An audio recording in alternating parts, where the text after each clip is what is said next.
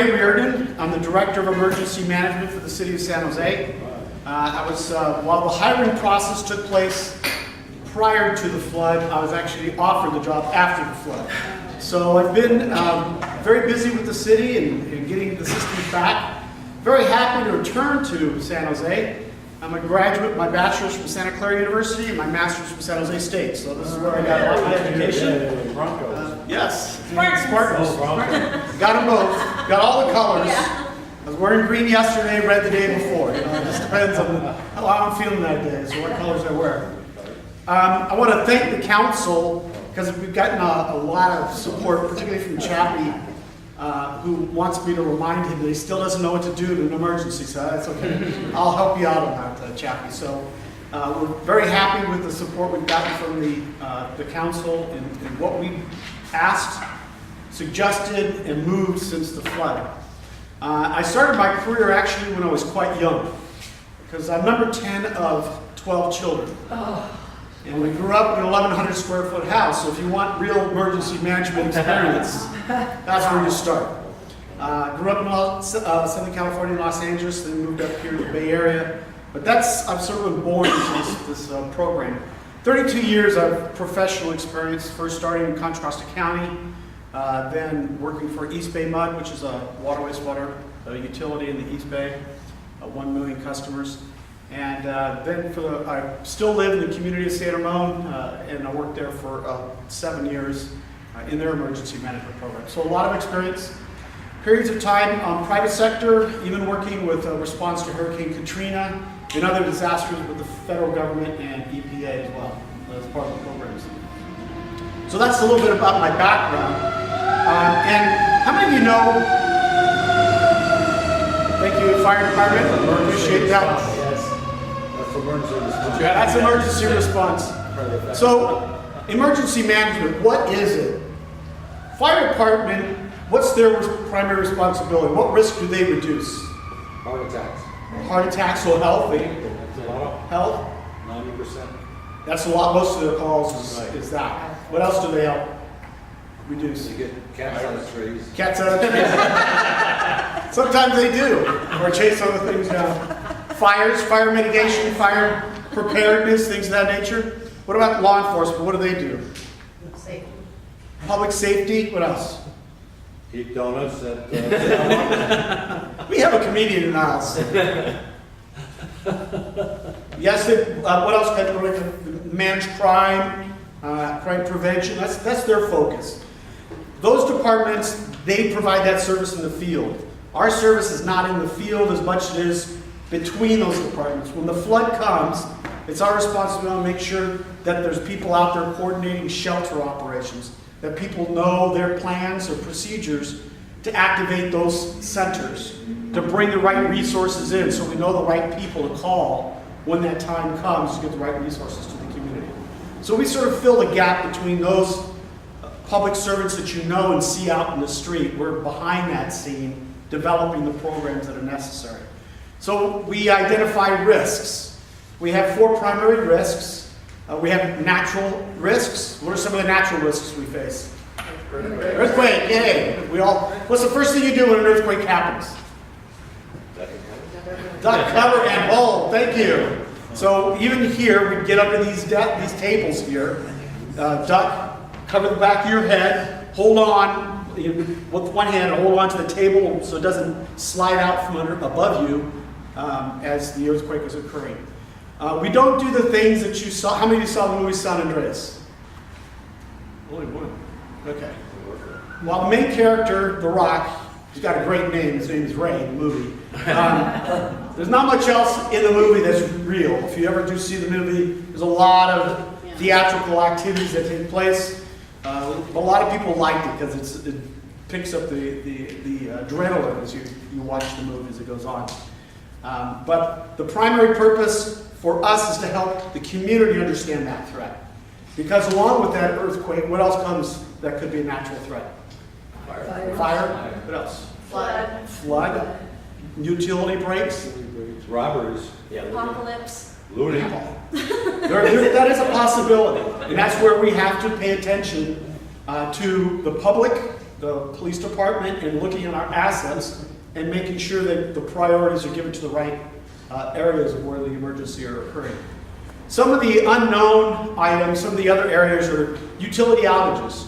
I don't know how many remember about a year and a half ago in San Diego, there were 2 days without power. Entire Southern California. So there's utility outages that can occur as well in certain areas. They could be just by themselves, they don't have to have another disaster. And then there's the human caused ones, hazardous material spills, other events that take place. And then unfortunately, we do have to think about the terrorist threat that occurs as well. So we have a lot of hazards, we identify those risks, and we work on developing plans within the city on how the city assets are managed and coordinated. That's our primary mission. As part of the process, when we look at the responsibilities for the office, we went from the fire department, we were relocated to the city manager's office to give more broad management support and direction in the response to emergency planning. So now I have now a regular monthly meeting with all department directors on what their roles and responsibilities are, what tasks they're accepting to take on. For example, Parks and Recreation is responsible for shelter operations. They're accepting that responsibility. So we're training staff. Thursday, we participated in what's called Yellow Command. It's a funded program through the Urban Area Security Initiative, or UASI. And we did a earthquake scenario where we actually activated a shelter at the Outland Community Center. Staff operated the facility, accepted mock or simulated victims to come in, get registered, and go through the process of activating the shelter. So we did that on Thursday. At the same time, while that operation was going on, we operated an emergency operations center with the staff, the management staff come together, respond to that simulated emergency, the simulation of information coming into the emergency operations center, and then responding accordingly to the new emergency plan we developed and other procedures that are expected with the county, the state, and regional organizations. So that was a drill we just put on Thursday. And that's an ongoing program. We do that at least once a year. We do more training between those exercises with the staff, but that's our primary purpose and focus. One of the other components we also are involved with is public education. If you look at this sheet, it's got passed out. This is some background information on our community readiness program. In our program, we have two components. One is our just general public education, where we come out just like this, and we can put on an education program for 90 minutes, up to 90-minute program. If you want more, we have to add more resources to it. But that awareness education is available to the public. That's where most of our presentations are, from 30 to 60 minutes long. The other part of our program is a CERT, or the Community Emergency Response Team programs. Nationally, less than 1% of across the nation, the average is less than 1% of the public actually goes through the CERT program. We did have a CERT program running here in the city for a period of time, and it was stalled. And there was various reasons it was stalled. Number one, because of all the budget cuts, no resources to support the program. Secondly, when I came onto the city, there's some basic policy programs that were not put in place. What do I mean? There's state law requirements that if we're going to run a CERT program, which will allow us to provide workman's comp in case someone's injured, either during training or responding as a CERT member, we did not have those programs in place. We did not have the right policy in place. We did not have the right counsel to oversee the program in place. The last time, the council is called a disaster council. It's a mix of city staff and community participants that look at emergency plans, programs, etc. The last time it met was in 2004. So it's been a few years gap in terms of giving the support and direction that's necessary and required by state regulations. So we plan to have this disaster council. We've identified who the people are. We've identified the timing we're to do this. We've just updated our emergency operations plan. That's one of the purposes of this disaster council, is to look at our new emergency plan. We'll present the CERT program, CERT curriculum, CERT training calendar. And those are the requirements that we have to have met, is that this disaster council will approve it, then it moves up to the city council for approval, and then we can roll out the program. Our goal is this last year, in February, I trained 40 trainers. I'm one of 7 certified trainers for the trainer program in the state. So I ran this program in February, we got 40 trainers. So we got 40 to start. We'll run this program multiple times now in the future, so we get more trainers in place, so that we can roll out this program. So our goal is to have this CERT program rolling out in the winter time frame coming up here. So November, the Disaster Council can meet, they can get these things approved, and then we roll out the CERT program. So the CERT program, what does it need? What does it require? Well, first of all, as noted here, is that policy needs to be in place that's adopted by the Disaster Council and then the City Council. I'm going through the process right now of hiring staff, and finally approved to hire our staff.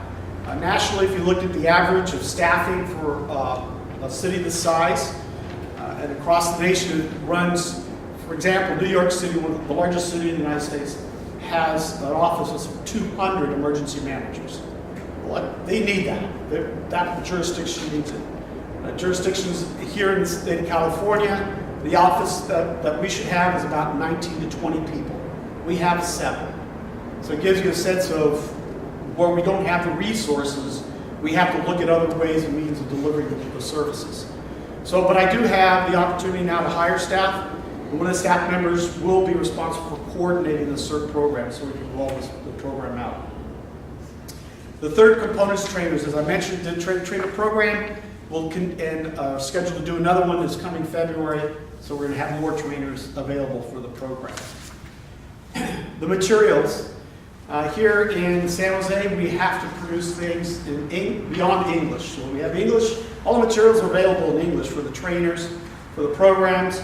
They have it in Spanish, but they don't have it in Vietnamese. They being FEMA, this is a federal program.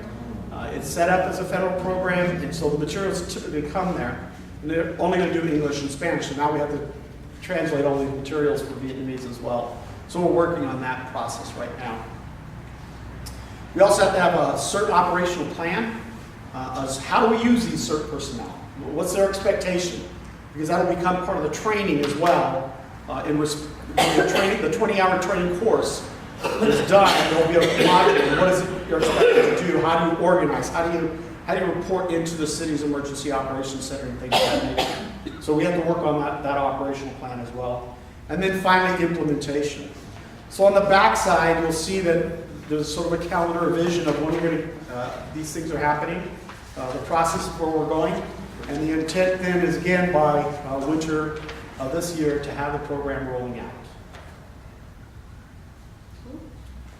That's awesome. Yeah. So are you gonna keep going? No, go ahead. You have a question? Well, I was wondering on the trainers. How are you finding the trainers? How's that process? A lot of it is people who either have volunteered, 20 out of this 40 that we just trained, 12 of them are the city firefighters. So we're getting some from fire, we're getting some from law side, and then the others are a lot of people in the community who've taken the CERT training program, are interested in becoming trainers, and they can sign up to take the trainer course as well. And I guess that's going to be one of the questions. How can we help you, do this, find trainers and everything else you need? So the great thing about your organization is if you're interested in going to the CERT I program, just did that. you just Talking, I went to the. She just went, she already registered. I She just signed signed up. up. Woo, I'm good to go. She signed up for the CERT training. So that's the first thing. Come get trained in CERT and understand its purpose, the direction, how it's going to go. And then you can then tell your friends, and your friends can tell friends. And then we get the organization, then we get the leadership. And that's also a challenge, just like Chappie was talking. Keeping and motivating leadership is a challenge. And we're going to face that challenge as we develop this program too within the city. Because even when this program did start back, I think it started in 2001, the records I can find, it looks like when it started. Even when that program started that way, it took a while to get geared up, and then as soon as it got geared up, the interest waned a little bit, and then it sort of petered off. So we do need to figure out a way of motivating and keeping the program together. We actually went through this CERT training 27 years ago, but at that time we had to go down someplace in the city, and we actually use a fire extinguisher that we've never done before. Yeah. Some of those things. So my question is this going to be something that some people have to go someplace for? Or is Yes. the training coming to the neighborhoods? It's going to be a combination of both, and we do need to bring it out. So that's part of our challenge too, is finding the appropriate facilities to host it, because you have things like that fire pan Yeah. and other devices that have to be managed appropriately. You just can't toss it around, and the facility location to do it, where you don't have other fire hazards around appropriate. So last thing we want to do is start another fire with a fire. Was that part of San Jose Cabrera or something? We That went was- down it to, was called they had San a Jose fire, it was down near, BOF. Bird? Bird, yeah. Yeah. Bird, right, yeah. That's the training center, the fire department's Yes, training yeah, center. we did Yeah, we went there. that. That was several years ago. Yeah, oh yeah, 20 years ago. The other thing they had, that we've had in our neighborhood, it's been dropped in the last few years, though, is how to communicate with the city with, what do we call those things, ham radios and stuff. Mhm. Because I think that cell phones and all that won't work in Right, there. they won't, yeah. Well, what's interesting, what we're finding, even in the Tokyo earthquake, that was pretty significant in 2011. And what we're finding with the new technology and the new cell systems that are going in, and I'm not saying ham radio is not important, because it is that the cell phone systems was intact in Tokyo. It never went down. So looking at the newer technology and the way things are seismically done, the anticipation of cell phones will work. It may be sporadic, but what it's going to rely most on is power. And if we don't have the alternate power source systems or way of delivering the power to them, then the systems go down. So the good thing is that the systems, the dynamic, the infrastructure is there. It's a matter of making sure the power source is still there. And that you have a way of maintaining your power. I'm not sure if you're clear of your function. If there's a major event, like an earthquake or something like that, are your department in charge of coordinating all the emergency resources, or what? Correct. What is your function? So you would assume that Correct. responsibility? Correct. So another question is that over a lot of reports over the different communities across the country, the common thread is that the weakness, or where these things don't function well, is all these different county, police, sheriff, fire don't communicate because the equipment they're using for communications doesn't tie in. Correct. Okay, and that's reality.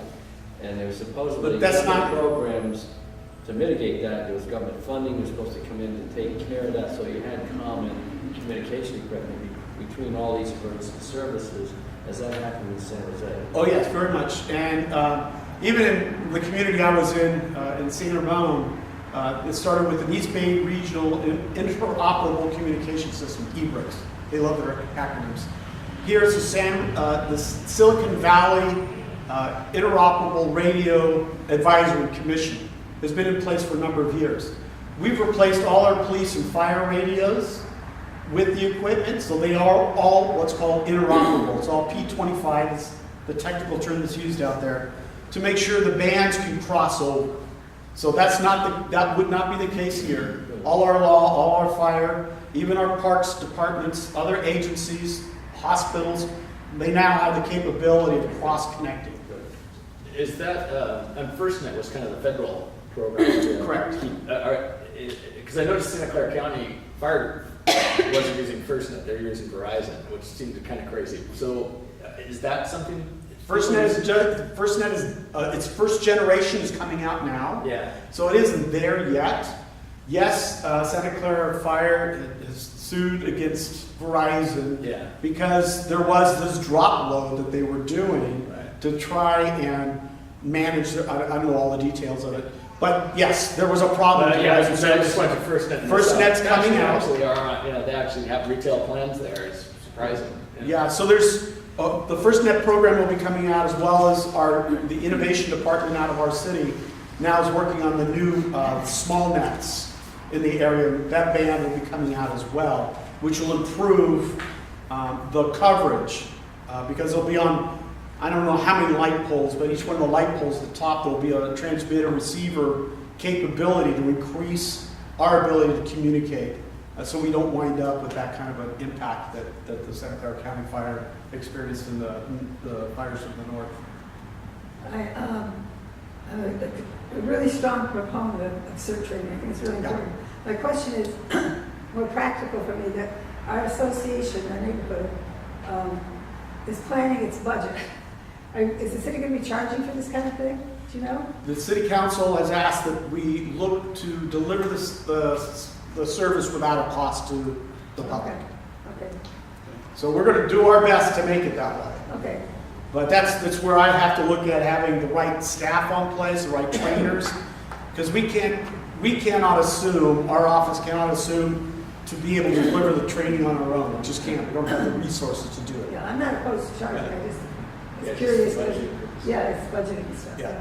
Well, this is going to be a great segue to the next topic of our meeting, which is things that can serve as a catalyst to get people together. It seems like this is a great catalyst. Absolutely, yeah. Absolutely. And so I think that's we're This very is the excited. forum, this is the forum where it would make sense. Right. Yeah. Yeah, yeah, yeah.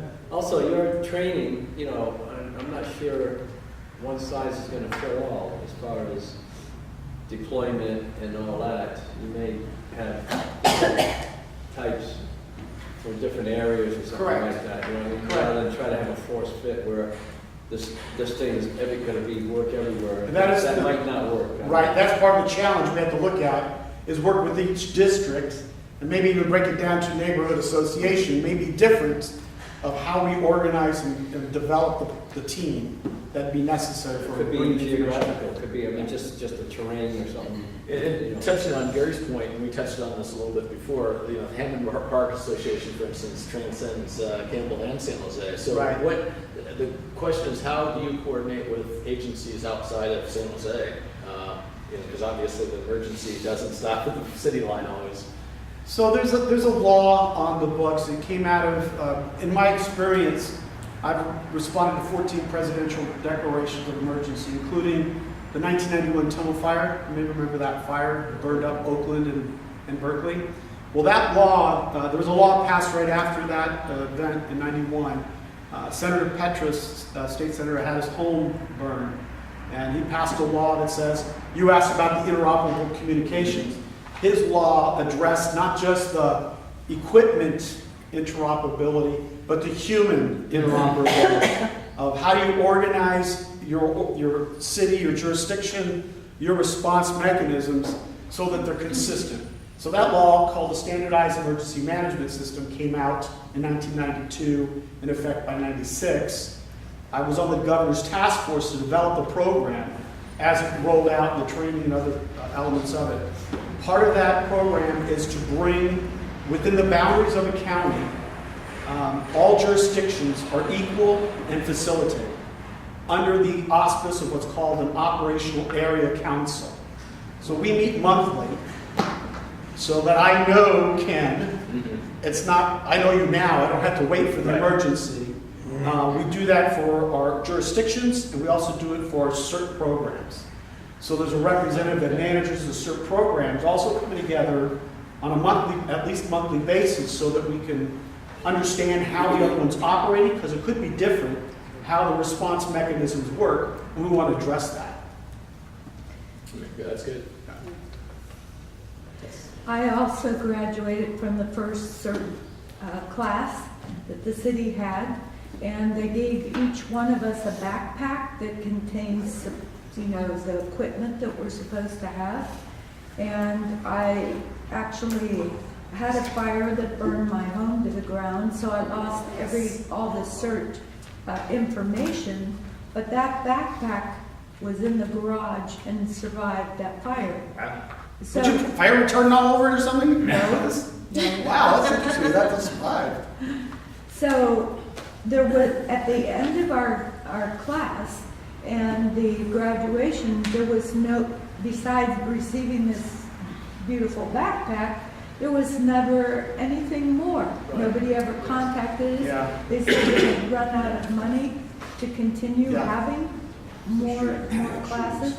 So the things you learn ages ago Perishable skills. go out your head. Yeah. And unfortunately, it's not in my head, but there's still that backpack. Right. Somebody could use the backpack. And one of the things we do want to look at is our implementation. Because the last thing we want to do is put all this energy into just restarting something and we don't sustain it somehow. Because that gets back to the leadership, back to the same question earlier. It's interest, it's engagement, it's leadership, it's resource sustainability. How do we keep it going? So that's part of, I will develop what I'm going to call a citizen council then. How do we keep this going? Because it shouldn't, I don't want to be just about Ray running it. It's got to be about the community running it. Otherwise, it won't sustain.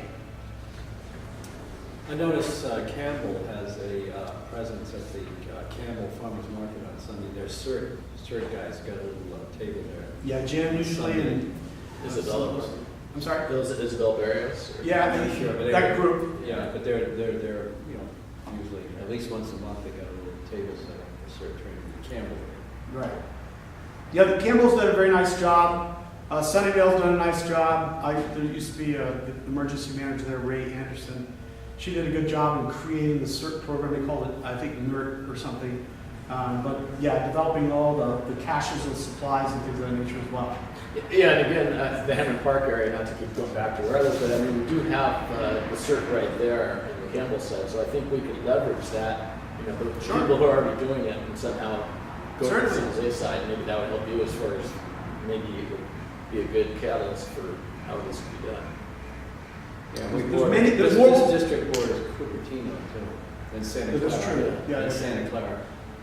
So there's a lot of synergy, and we don't, as we learned in so many disasters, and it's been my phrase ever since, is disasters don't recognize jurisdictional boundaries. It just moves wherever it wants to move.